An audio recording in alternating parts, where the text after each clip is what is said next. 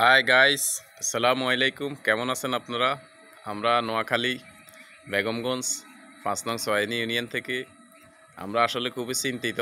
আমাদের নোয়াখালী ইতিমধ্যে অনেক জায়গায় আমরা পানিবন্দী হয়ে পড়েছি। অনেকে নিচু অঞ্চলগুনা, অনেকের বাড়িঘর, রাস্তাঘাট, দরজা সব কিছু ডুবে গেছে। তো আমরা সকালবেলা বাইরে এলাম, আমাদের পার্শ্ববর্তী গ্রাম এবং প্রতিবেশী কারা কী অবস্থা আছে ঘুরে দেখলাম। তো মোটামুটি অনেকেই অলরেডি পানিবন্দী হয়ে পড়েছে। আমরা দুই ভাই একটু ঘুরে দেখলাম সবার অবস্থান। তো আমাদের নোয়াখালীতে আমরা আস্তে আস্তে কিন্তু পানিবন্দী হয়ে যেতেছি, বন্যা বাড়তেছে। তো সবাই দোয়া করবেন যাতে যতটুক হয়েছে আল্লাহ পাক আমাদেরকে অট্টুকে হেফাজত করে। আমরা খুবই চিন্তিত, আমাদের জন্য সবাই দোয়া করবেন।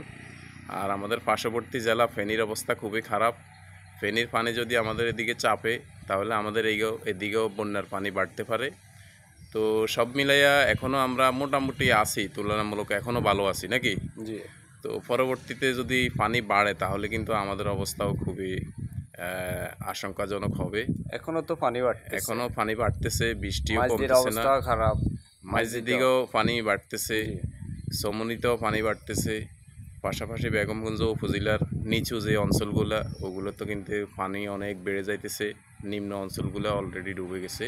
তো ঠিক আছে, সবাই দোয়া করবেন সবার জন্য যাতে আমরা এই দুর্যোগ কেটে উঠতে মোকাবিলা পারি। করতে পারি। সবাই আমাদের জন্য দোয়া করবেন।